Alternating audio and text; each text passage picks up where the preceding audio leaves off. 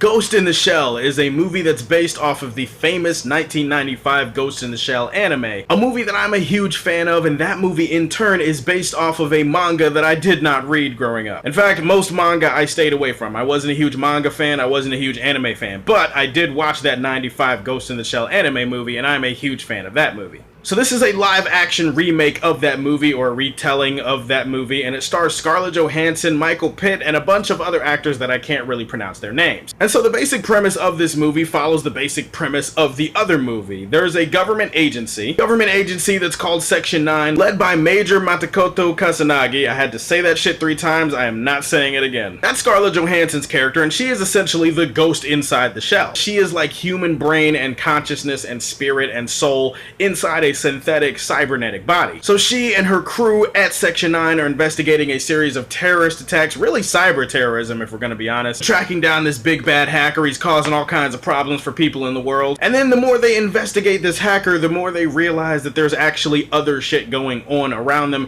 and the more that Major figures out that there's maybe more to her than she even realized. I can't lie, I don't want to do this, but this movie is immediately going to lose points because we saw Scarlett Johansson naked in this movie without actually seeing Scarlett Johansson naked in this movie. I'm sorry that that's just the way my brain works, but I have already knocked this movie down a rating. They missed an opportunity with that shit.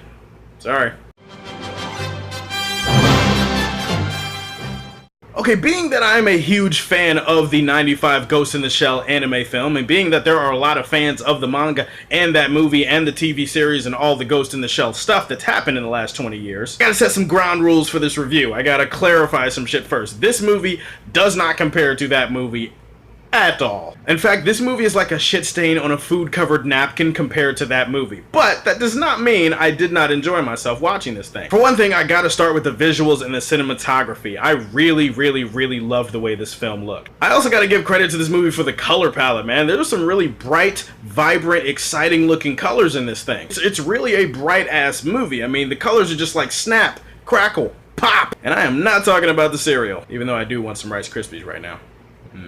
Rice Krispies. This movie had excellent lighting, it had excellent color palette. I'm just giving some love where love is due. The cinematography in this film was gorgeous, so that even when the movie is going through some boring parts, you're gonna be like, yeah, well, but shit looks pretty, right? I would say the performances all around are fine. They're okay. I'll get to some of that a little bit later. Really, the thing that's gonna sell this movie and the thing that hardcore fans are gonna walk away going is, damn, that shot looks just like the shot from the anime. Damn, that shot looks like it was ripped right out of the manga. It plays a lot on nostalgia. It has a lot of iconography in it. It's a lot of really iconic shots that are pulled right from the movie or the manga that you've seen before. It touches the feels as a fan. That's what this movie's gonna do. It's gonna touch the feels as a fan of Ghost in the Shell. And in that sense, it's actually a pretty faithful retelling of the story of Ghost in the Shell. Unfortunately, as I walked out of the movie theater, I couldn't help but think, this movie is all shell, no ghost.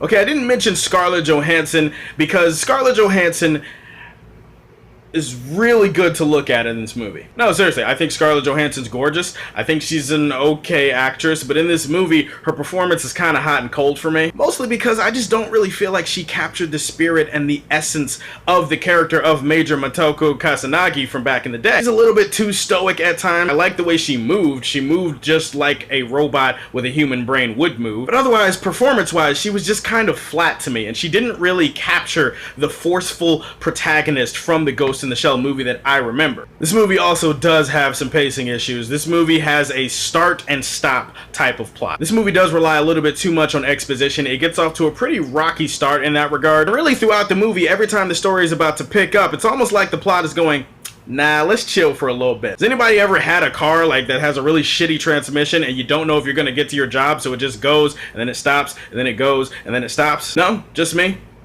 Okay, well, you're all liars, but either way, that's kind of describing the plot and the pacing of this movie. The biggest problem that I have with this movie is that it doesn't really capture the cerebral filmmaking of the anime from 1995. This movie doesn't toss around any of those philosophical ideas, any of those deeper themes, those big messages that they had in the original manga and in the original anime. It feels kind of watered down, it feels kind of safe, and that's a disappointing thing, and that's gonna frustrate a lot of Ghost in the Shell fans because it frustrated me walking out of the theater. Every time this movie hints hints at something deeper, every time it hints at something metaphorical or something that could, you know, make you think a little bit, they kind of just go, alright, let's skip past that and let's just get to the next action scene. And it's kind of infuriating. I would say that this is an entertaining enough movie and I enjoyed it enough to give it a positive rating. But Ghost in the Shell fans, I feel like you might be split down the middle on this thing. I have no idea how hardcore Ghost in the Shell fans are going to react. And I'm going to push it just over positive because I did walk out of the movie theater feeling entertained. Golden Age, Man of Steel, Ghost in the Shell.